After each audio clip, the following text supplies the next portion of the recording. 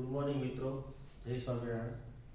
આપણે આજે ધોરણ 8 વિષય ઇંગ્લિશમાં WH વર્ડ ક્વેશ્ચન્સ એટલે કે WH થી શરૂ થતા પ્રશ્નો અથવા તો WH થી બનતા પ્રશ્નો છે તેને વિશેની આપણે આજે સમજૂતી જોશું। WH વર્ડ એટલે કે આપણે કોઈ પણ સ્થળ, સમય, કાર્ય, કાર્યની રીત, કાર્યની પદ્ધતિ, કયું, કોનું, શું એ આ બધું જાણવાનું હોય ત્યારે મોટે ભાગે WH વર્ડથી પ્રશ્ન પૂછવામાં આવે। એ પહેલા એક મહત્વની વાત, પ્રશ્ન રચના જે છે એને કહેવામાં આવે ઇન્ટ્રોગેટિવ સેન્ટેન્સ। ઇન્ટ્રોગેટિવ સેન્ટેન્સને આપણે કહેશું પ્રશ્ન રચના। પ્રશ્ન રચનાના મૂળ ભાગ પડે બે। એક પ્રકાર જે છે તેને આપણે કહેશું ઉલટ પ્રશ્ન, બીજો પ્રકાર છે એને કહેશું આપણે WH વર્ડ ક્વેશ્ચન। ઉલટ પ્રશ્ન કોને કહેશું? તો કે જે પ્રશ્નની શરૂઆત WH વર્ડ સિવાયના શબ્દોથી થતી હોય તે બધા જ પ્રશ્નોને કહેવામાં આવે ઉલટ પ્રશ્ન। ઉલટ પ્રશ્નમાં જવાબ આપણને મળશે હા અથવા તો ના। જ્યારે WH વર્ડથી કોઈ પ્રશ્ન પૂછવામાં આવતો હોય ત્યારે જવાબમાં વાક્ય અથવા તો શબ્દના સ્વરૂપમાં આપણને જવાબ મળી શકે છે। એમાં સૌથી પહેલો શબ્દ છે વોટ। વોટનો મતલબ થશે શું? કોઈ પણ વાક્યમાં રહેલું કર્મને જાણવા માટે થઈ અને વોટ શબ્દનો ઉપયોગ કરવામાં આવે છે। વોટ શબ્દનો ઉપયોગ સામાન્ય સંજોગોમાં દરેક પ્રકારના વાક્યોમાં સરળતાથી થઈ શકે છે। બીજો શબ્દ છે વેર। વેર એટલે ક્યાં? કોઈ પણ સ્થળ જાણવા માટે થઈ અને વેર શબ્દનો ઉપયોગ થાય। પછીનો શબ્દ છે વેન। વેન એટલે ક્યારે? વેન શબ્દનો ઉપયોગ કોઈ પણ ક્રિયાનો સમય જાણવા માટે કરવામાં આવે છે। પછીનો શબ્દ છે વાય। શું કામ અથવા તો શા માટે? કોઈ પણ ક્રિયાનું કારણ જાણવા માટે વાય શબ્દનો ઉપયોગ થાય। પછીનો વર્ડ છે WH વર્ડ, એને આપણે કહેશું who। કોઈ પણ ક્રિયાના કરનાર, કોઈ પણ ક્રિયાનો કરનારને આપણે કહેશું કર્તા। એટલે કે કોઈ પણ વાક્યના કર્તા કોણ છે તે જાણવા માટે આપણે શેનો ઉપયોગ કરવાનો થાય? who નો। એટલે who થી કોઈ પ્રશ્ન બનતો હોય ત્યારે આપણે ચોક્કસ કર્તા જાણવા મળે છે। પછી આવે છે શબ્દ whom। whom થી પ્રશ્ન પૂછવામાં આવતો હોય ત્યારે આપણે ચોક્કસપણે કર્મ જાણી શકાય। એટલે કે કર્મ જાણવા માટે થઈ અને whom શબ્દનો ઉપયોગ થાય। એનું ગુજરાતીમાં આપણે કહેશું કોને। એટલે કર્મ બે જગ્યાએ જાણવા મળે, એક what અને બીજું whom। what થી જ્યારે આપણે કર્મ જાણવાનું હોય તો એ કર્મ જે હશે તે નિર્જીવ કર્મ હશે। જ્યારે whom થી પ્રશ્ન પૂછશું જે કર્મ જાણવા મળે તે હંમેશા માટે સજીવ કર્મ હોય। પછીનો શબ્દ છે whose। whose એટલે કોનું? કોઈ પણ વસ્તુની માલિકી જાણવા માટે થઈ અથવા તો કોઈ વ્યક્તિ સાથેના સંબંધો જાણવા માટે થઈ અને whose શબ્દનો ઉપયોગ થાય। પછી આવે છે which। which એટલે કયું? કોઈ પણ વસ્તુનું નામ અથવા તો કોઈ વસ્તુની વિશેષતા જાણવા માટે થઈ અને which શબ્દનો ઉપયોગ થાય। પછીનો શબ્દ આવશે how। how નો મતલબ થશે કેવી રીતે? કોઈ પણ કાર્ય કઈ રીતે થયું છે તે જાણવાની પદ્ધતિને આપણે જાણવી હોય તો એને કઈ રીતે પ્રશ્ન પૂછશું? how વડે। how વડે પ્રશ્ન પૂછવાનો હોય ત્યારે હંમેશા માટે કોઈ કાર્યની પદ્ધતિ જાણવા મળે। હવે આ જ બધા WH વર્ડનો આપણે ઉપયોગ કરી અને અલગ અલગ કાળની આપણે વાક્ય રચનાઓ જોવાની છે। કારણ કે તમને જે પરીક્ષા દરમિયાન જે પ્રશ્ન પૂછવામાં આવે છે તે પ્રશ્નમાં કોઈ એક વિધાન વાક્ય આપેલું હશે. એ વિધાન વાક્યમાં અમુક શબ્દોની નીચે અંડરલાઈન કરેલી હશે, રેખાંકિત શબ્દો હશે. એ શબ્દો જો જવાબમાં મેળવવા હોય તો આમાંથી કયા WH વડથી પ્રશ્ન પૂછાય તો આપણે જવાબ મળે. એટલે એના માટે આ મુદ્દો મહત્વનો છે. અને આ જે મુદ્દો જે છે એ ધોરણ 9, ધોરણ 10, ધોરણ 11 અને ધોરણ 12 એમ હવે પછીના આવનારા 4 વર્ષોમાં આ WH વર્ડનો મુદ્દો પૂછવામાં આવે છે. તો હવે આપણે એ વાક્ય રચનાઓ એક WH વર્ડનો ઉપયોગ કરી અને આપણે વાક્ય રચનાઓ હવે જોશું. પહેલો શબ્દ આપણે જે જોવાનો છે એ શબ્દ છે વોટ. વોટ નો મતલબ આપણે શું કીધું? ગુજરાતી થશે શું. કોઈ પણ વાક્યમાં કર્મ કયું છે તે જાણવા માટે આપણે વોટ નો ઉપયોગ કરીએ છીએ. એટલે કે આપણે ટૂંકમાં કેવું હોય તો એવું કહી શકીએ નિર્જીવ કર્મ જાણવા માટે વોટ નો ઉપયોગ થાય. હવે આપણે એક એક્ઝામ્પલ દ્વારા આપણે જોઈએ તો તમને એક ઉદાહરણ તમને આપું. આ બહુ સાદું ઉદાહરણ છે. This is a book. હવે આ વાક્યમાં તમને આ રીતે અંડરલાઈન કરેલી છે, સમજો. આ શબ્દ રેખાંકિત છે. હવે તમારે અ બુક છે એ જો જવાબ જોતો હોય તો તમે કયો સવાલ પૂછશો? તો એના માટે તમારે આ રીતે તમારે વાક્યનો સવાલ બનાવવો પડે. What is this? જવાબ આપણે શું મળશે? અ બુક. તો અ બુક આપણે જવાબ મેળવવા માટે થઈ અને આપણે શેના વડે સવાલ પૂછ્યો? વોટ વડે સવાલ પૂછ્યો અને એ વાક્ય રચના આ રીતની બની. What is this? પણ આ તો બધા સામાન્ય વાક્યો થયા. હું હજી એક ઉદાહરણ આપણે જોઈએ, એની પરથી વિશેષ ખ્યાલ આવે. He plays cricket. વાક્ય શું છે ધ્યાનથી જોજો. He plays cricket. આનો મતલબ શું થાય તો કે તે ક્રિકેટ રમે છે.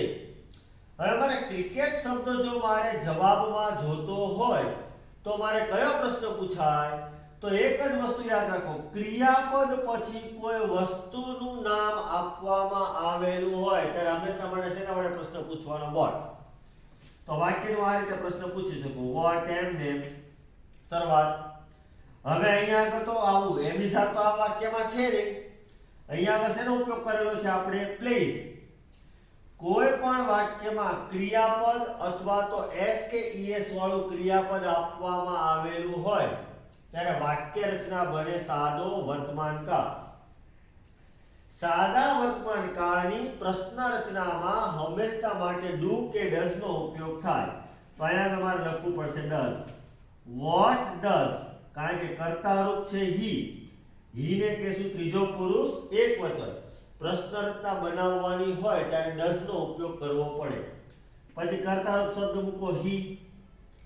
પ્લેસ છે એનું અહીંયા આગળ આપણે મૂકવું પડે પ્લે, કારણ કે પ્લે નો જે s છે કોને લગાડી દીધો આપણે? ડુ ને. તો ડુ નું થઈ ગયું ડઝ અને પ્લેસ નું થઈ ગયું પ્લે અને છેલ્લે મૂકી દેવાનું પ્રશ્નાર્થ ચિહ્ન. What does he play. તો આ જે વાક્ય છે આપણે વોટ થી બનાવેલું છે. હજી આપણે ઉદાહરણ જોઈએ એના દરેક અલગ અલગ કાળના. She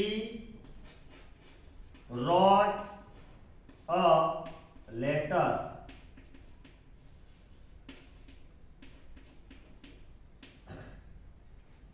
આમાં જોઈએ તો અ લેટર ની નીચે આ રીતે અંડરલાઈન છે, રેખાંકિત શબ્દ છે.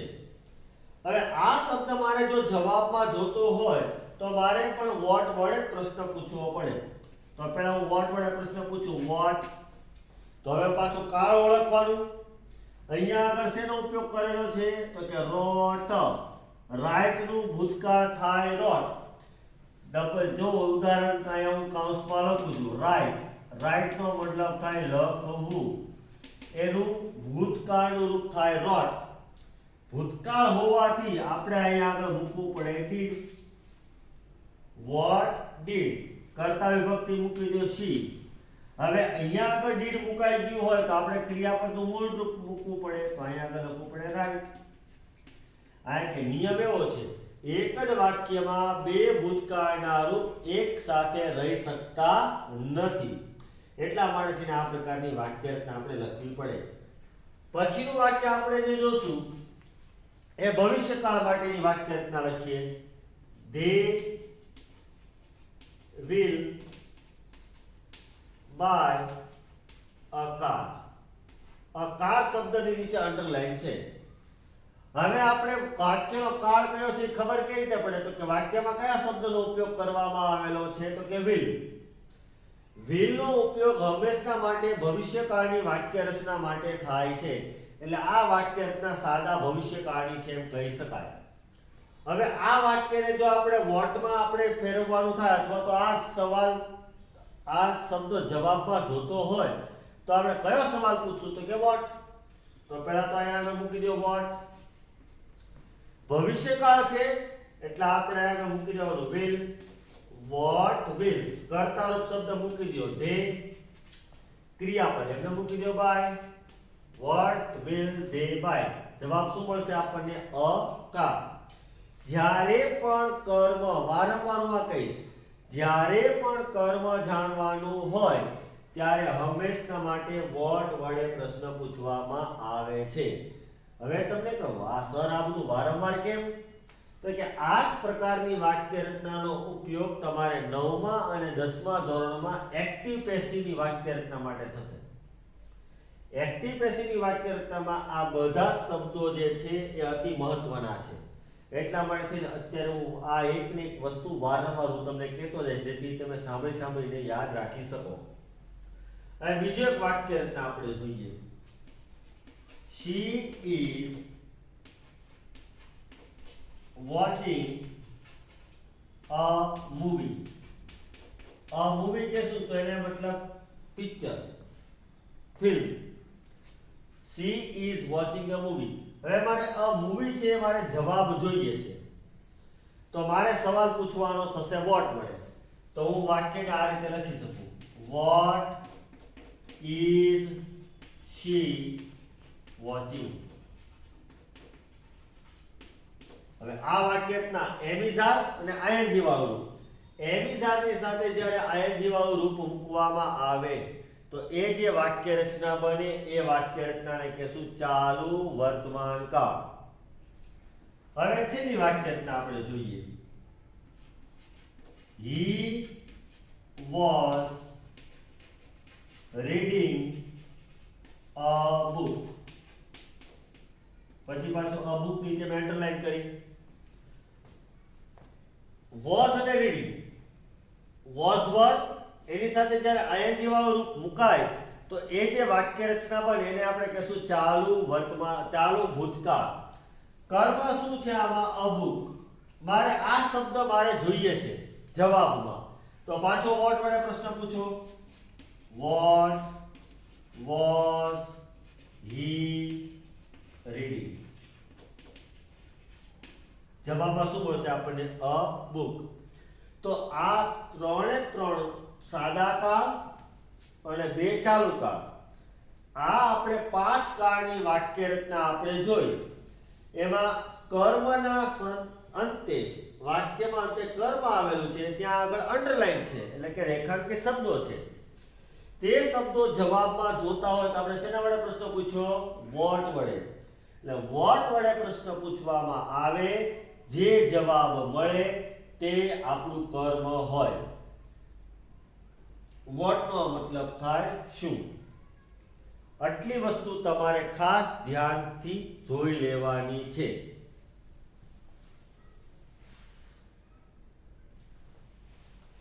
હવેની વાક્ય રચના આપણે જોશું તે where. where એટલે ક્યાં. તેનો ઉપયોગ શેના માટે થશે? સ્થળ જાણવા માટે. where નો ઉપયોગ સ્થળ જાણવા માટે થાય છે. હવે ઓળખવાનું કેમ? તો સમજો કે હું આ રીતનું એક વાક્ય લખ્યું છે કે Hina visits her uncle's place. શબ્દોની નીચે આ રીતે અંડરલાઈન છે. હવે આનો મતલબ શું, તમને શું કીધું મેં? વેર એટલે શું જાણવાનું છે આપણે? સ્થળ. સ્થળ જાણવા માટે કયા શબ્દનો ઉપયોગ કરવાનો છે? તો કે વેર શબ્દનો. તો જે વાક્યમાં સ્થળ દર્શક શબ્દની નીચે રેખાંકિત કરેલો હોય અથવા તો અંડરલાઈન હોય ત્યારે આપણે શેનાથી પ્રશ્ન પૂછશું? વેર વડે. તો આ વાક્યને આપણે જોઈએ તો આમ લખી શકીએ, વેર વિઝિટ્સ, સાદો વર્તમાન કાળ હોવાથી આપણે મૂકશું does. Where does Hina visit. તો આ જે વાક્ય રચના બની તે સાદા વર્તમાન કાળમાં વેર નો ઉપયોગ કર્યો. તમારે એક જ વસ્તુ ધ્યાન રાખવાની, વાક્યમાં સ્થળ દર્શક જે શબ્દ હોય તેની નીચે આવી રીતે રેખાંકિત હોય અથવા તો અંડરલાઈન હોય ત્યારે આપણે સવાલ પૂછી નાખવાનો વેર વડે.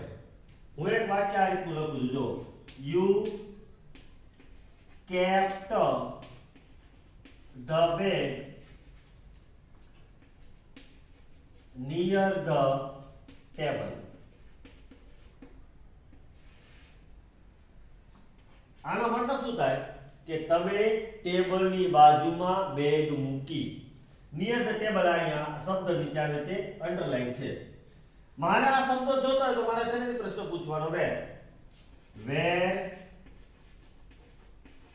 did કર્તારૂપ you.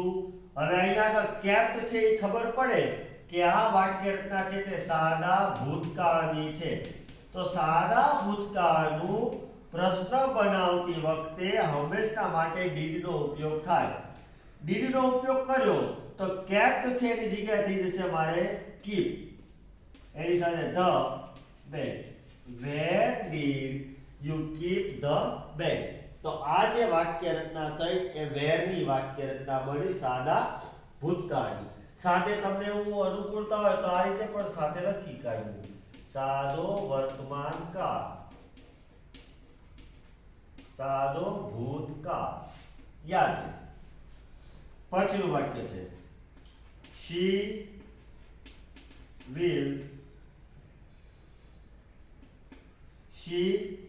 will go to Mumbai.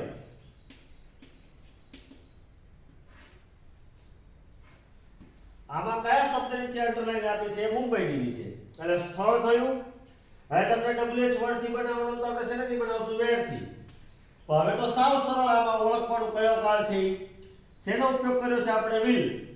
Will નો ઉપયોગ થયો હોય એટલે વાક્ય રચના જે બને તે સાદો ભવિષ્યકાળ. હવે આને આપણે વેર થી પ્રશ્ન પૂછીએ.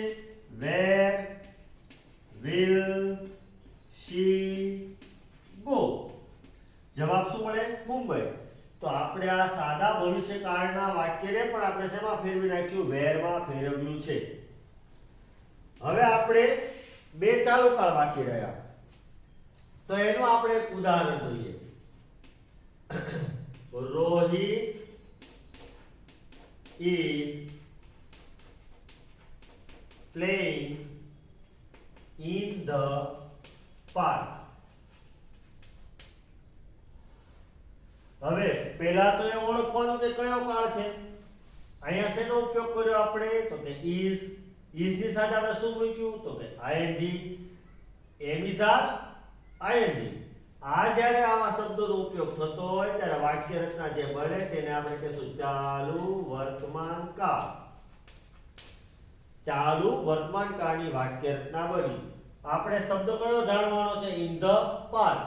પાર્ક કહીએ તો એ જગ્યા થઈ. જગ્યા જાણવા માટે પાછો આપણો સવાલ કયો આવશે? તો કે વેર. વેર થી પ્રશ્ન પૂછીએ, જે જવાબ મળશે એ આપણું સ્થળ દર્શક શબ્દ હોય. Where is Rohit playing? અને in the park છે આપણે લખાય નહીં કારણ કે આપણે સવાલ શેનાથી પૂછ્યો છે? વેર વડે. એટલે કે સ્થળ જાણવા માટે. પછીનું વાક્ય છે સીમા was going to market.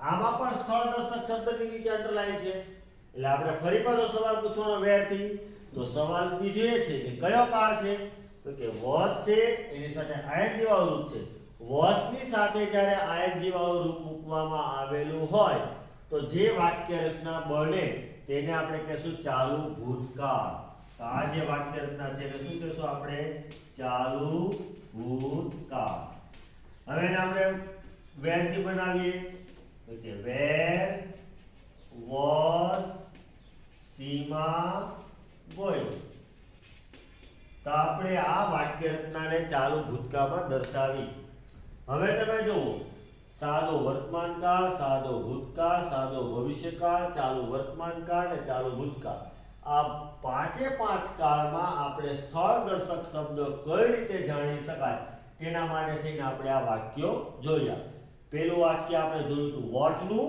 આ વાક્ય રચના આપણે જોઈ where ની આ જ રીતે આપણે આગળના જે WH વર્ડ જે છે એ બધા 1 by 1 આપણે જોતા જશું